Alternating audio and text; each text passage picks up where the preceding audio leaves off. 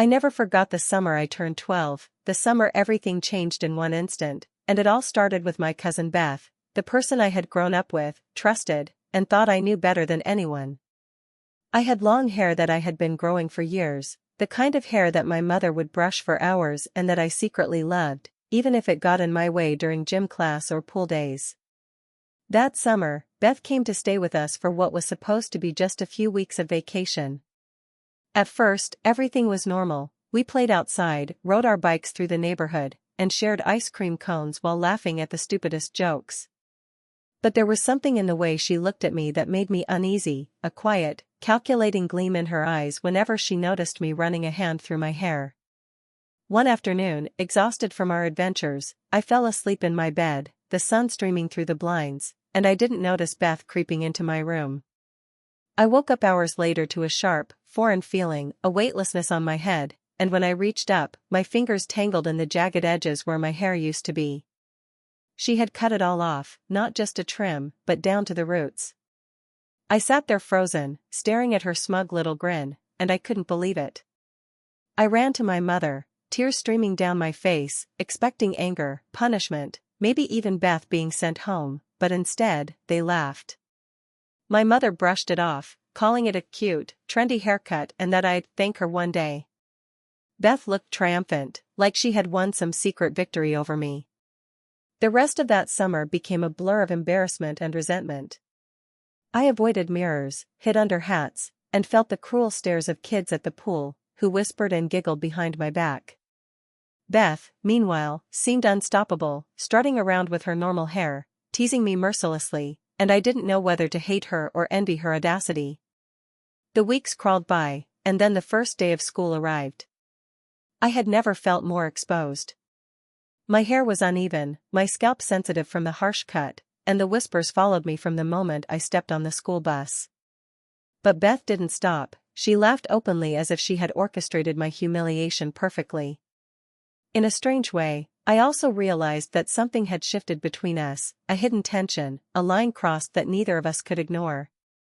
We were supposed to be cousins, best friends in a childish sense, but now I had this silent battle raging inside me, trying to figure out why she had done it and how I would respond without giving her the satisfaction of seeing me broken. That summer had introduced me to betrayal in a way that felt small at first but would echo for years.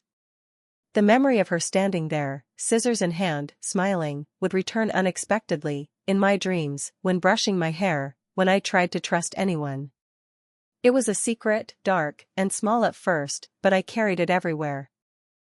As the new school year unfolded, I discovered a strange resilience I didn't know I had, a capacity to mask the humiliation with humor and detachment, though every time I saw Beth, even casually in the kitchen at home, a flicker of anger and curiosity sparked inside me.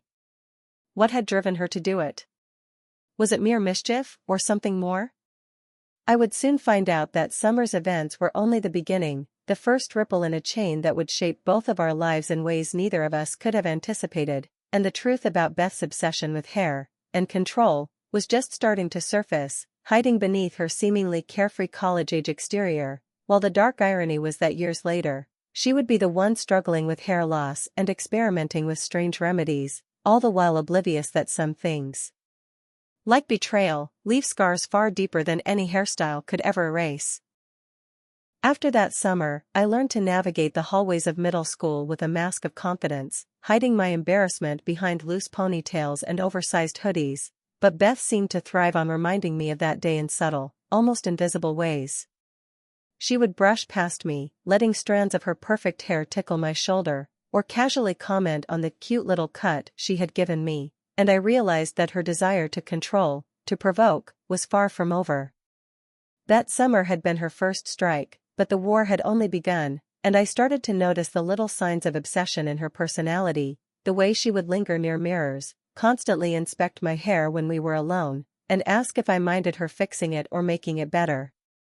Every time she said that word, a shiver crawled down my spine because I remembered exactly what better meant in her hands.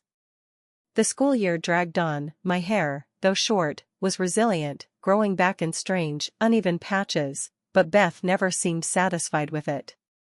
She always had suggestions, always pushed to help, and though my parents still dismissed her antics, I began to realize that this wasn't childish mischief anymore.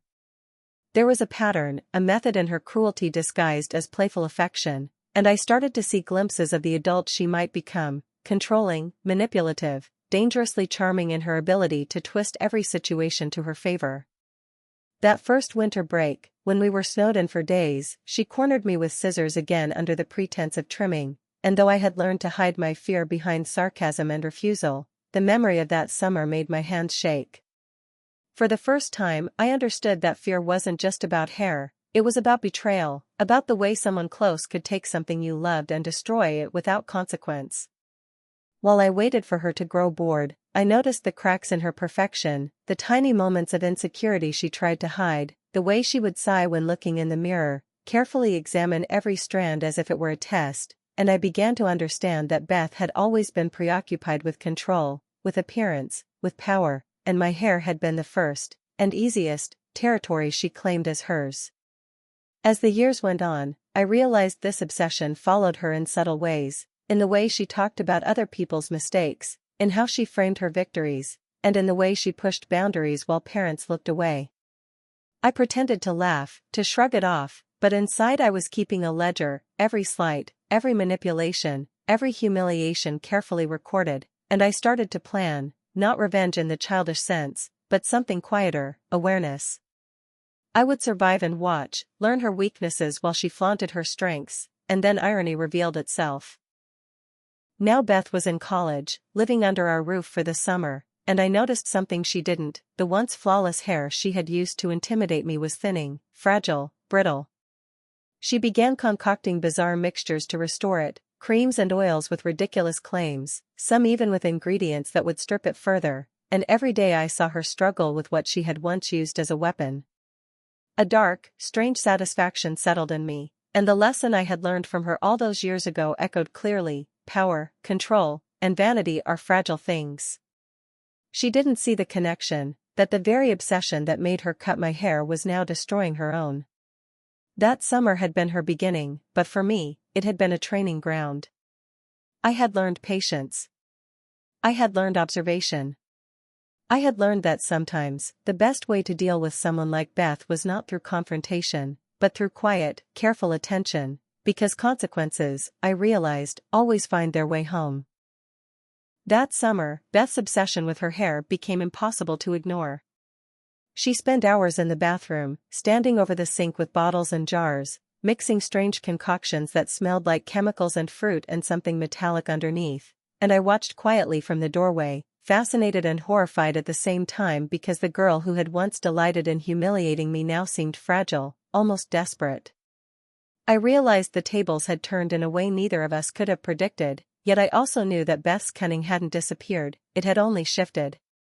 Even as her hair thinned and fell out in clumps, she tried to maintain an image of control, forcing a smile whenever anyone noticed, pretending that everything was fine. The more I watched, the clearer it became that this wasn't just about beauty or vanity, it was about power, the illusion of being in charge when everything inside her was unraveling. The same patterns she once used on me now turned inward, manifesting in rituals and routines, as if she could discipline her reflection into obedience. Every night I would hear the faint snip of scissors in the other room, her muttered curses at her own hair, and I started to see the symmetry of it all, the way life finds its balance in the smallest cruelties. What she had done to me years ago was now happening to her, but the difference was that no one laughed this time, no one brushed it off. My parents thought she was stressed from college, told her to relax, to eat better, to get some air, and Beth would nod with that same fake composure she'd worn since childhood. But I saw it clearly, she was crumbling under the weight of her own obsession, and part of me, the part that still remembered waking up to scissors and humiliation, felt a grim satisfaction watching it unfold. Yet another part of me, a quieter, more uncomfortable one, felt pity. Because for the first time I understood that Beth's cruelty had never been random, it had been born out of insecurity, of fear, of wanting control over something, anything. Still, that didn't make her harmless. Her desperation was unpredictable, and it frightened me more than her cruelty ever had. One humid evening, the air thick and sticky with the smell of summer rain, she called out from the bathroom, her voice shaking. I went to the doorway and froze. She had smeared a white paste across her scalp, her eyes wide as if realizing too late what she'd done. The smell hit me first, sharp, chemical, wrong. "Beth," I said, but before I could take another step, she screamed, clawing at her head as tears streamed down her face. She had grabbed the wrong jar. The one I'd seen earlier that day sitting beside the sink, the one labeled for depilation, not restoration. The irony was brutal, almost poetic. The same hands that had once cut my hair in triumph now trembled as she tried to rinse away the damage she'd done to herself. Beth spent the next few weeks in a strange haze, moving through the house like a ghost of herself, her once perfect posture now slouched, her confidence leaking away as fast as her hair.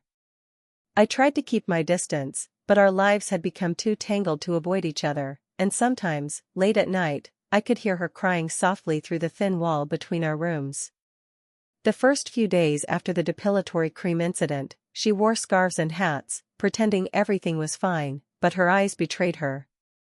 They were haunted, desperate, and every time she caught her reflection, her face twisted into something close to horror. My parents treated her with gentle sympathy, believing she was just unlucky, that it was some sort of allergic reaction, and I didn't correct them. I didn't tell them what I'd seen, or that she'd done it to herself, because some part of me wanted her to live with that secret shame, the same kind of silent humiliation I'd carried for years. But as the days turned into weeks, something began to shift.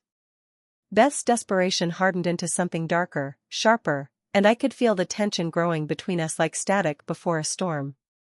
She started going through my things again, at first just little things, like my hairbrush, my shampoo, my clips, and when I confronted her, she laughed it off, saying she just needed to borrow them, that I was overreacting.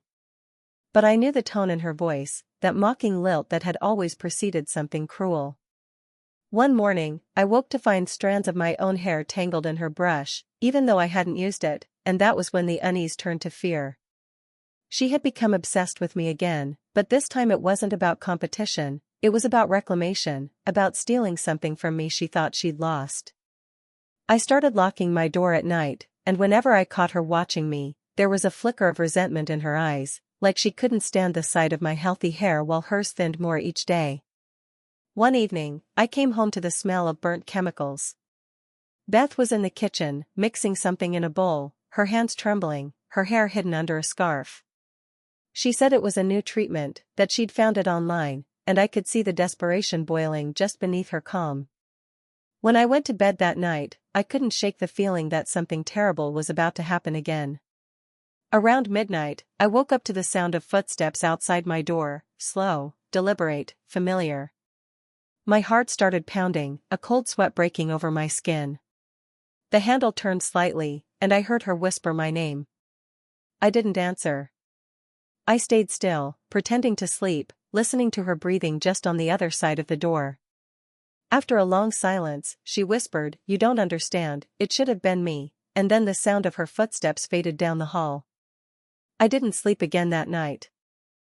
The next morning, Beth acted like nothing had happened, smiling at breakfast, asking if I wanted to go shopping with her, but her hands were shaking as she buttered her toast. It was like she was living two lives at once, the perfect cousin everyone saw, and the unraveling mess I knew she really was. That weekend, she disappeared into the bathroom again for hours, and I heard the familiar sounds, tapping, clinking glass, the faint hiss of something chemical. Then silence. I waited, heart pounding, until I finally knocked. No answer. When I opened the door, the smell hit me like a wall. Beth was sitting on the floor, her hair completely gone this time, her scalp raw and red, her eyes wide and vacant as she stared into the mirror. "I fixed it," she whispered, her voice hollow. I didn't know what to say. She looked at her reflection like she didn't recognize it, like she was finally seeing what she had become. I wanted to feel sorry for her, but all I felt was a strange, cold emptiness. It wasn't triumph, it wasn't revenge, it was something quieter, sadder. Because now I understood that sometimes the worst punishment isn't what someone does to you, but what they end up doing to themselves. That night, as I lay in bed, I thought about the cycle we'd been caught in all these years, the cruelty, the envy, the quiet hatred disguised as family, and for the first time, I wondered if it would ever truly end. After that night, everything in the house changed. Beth stopped going to her classes, stopped answering her phone, stopped pretending to be okay. The silence became unbearable, thick and heavy, broken only by the faint sounds of her pacing at night. My parents thought she needed rest, that she was just burned out, but I could see the truth sitting just beneath her skin. She wasn't tired, she was consumed. Her obsession with her hair had turned into something else entirely, something hollow and dangerous, as if losing it had stripped away the last layer of her sanity. I started avoiding her, slipping out early, coming home late, trying to live my life without feeling the pull of her darkness seeping into mine. But no matter how far I tried to run inside that same house, it felt like her presence was everywhere. The faint smell of chemicals still lingered in the air, clinging to towels, seeping from under the bathroom door. One afternoon, I came home to find the kitchen covered in strands of synthetic wigs, hair dye boxes, bottles of oils, all scattered like evidence of some frantic ritual. Beth was sitting in the middle of it all, scissors in her hand, eyes blank. When she saw me, she smiled, not the old mean smile, not the one filled with malice, but a small, lost one. She said she was making things right, that she wanted to balance it out. I didn't understand what she meant until she stood up, walked to me, and gently touched my hair. For a moment, I froze, flashes of that childhood summer flooding back, the sharp sound of scissors, my hair falling, the laughter that followed, but this time, there was no laughter. Just the hollow whisper of her breath as she said she was sorry. I pulled away, and she didn't chase me. That night, I couldn't sleep. I kept waiting for her footsteps, the sound of the door handle turning, but they never came. The next morning, her room was empty. The bed was unmade, her scarf left on the pillow, the mirror covered with a towel. My parents called her friends, the university, even the police, but she had vanished. Days passed, and then weeks. Eventually, they stopped talking about it, as if silence could erase her absence. But I couldn't stop thinking about her. Every time I brushed my hair, every time I saw my reflection, I thought of Beth and how everything had come full circle in a way that didn't feel like justice, just tragedy. Months later, when fall rolled around again, I went to clean out the guest room where she'd stayed. In one of her drawers, I found a small notebook, its cover stained with oil and shampoo. Inside were notes, formulas, experiments, obsessions, but near the back, her handwriting changed. The words were uneven, frantic. She wrote about guilt, about trying to undo what she'd done, about how watching my hair grow back had made her feel something she couldn't explain. There was one line near the end that stayed with me, written in shaky letters: "Some things you cut, and they never grow back the same." I closed the notebook and sat there for a long time, realizing she wasn't talking about hair anymore. After that, I stopped wondering where she'd gone. Maybe she'd finally found peace, or maybe she was still running from the reflection she couldn't stand to face. But what haunted me most wasn't her disappearance, it was how easily cruelty can disguise itself as care, how obsession can grow from something as small as envy, and how, in the end, every action leaves a mark. To this day, I can still feel the ghost of those scissors near my neck whenever someone stands too close behind me. I've grown my hair long again, not out of vanity, but as proof that some things, no matter how cruelly taken, can still return, different, maybe, but stronger. Yet every time I see a strand fall into the sink, I think of Beth and the summer she turned my childhood into a lesson I'll never forget, that revenge doesn't always need hands to take shape. Sometimes, it's just time doing what time does best, restoring balance, one quiet consequence at a time.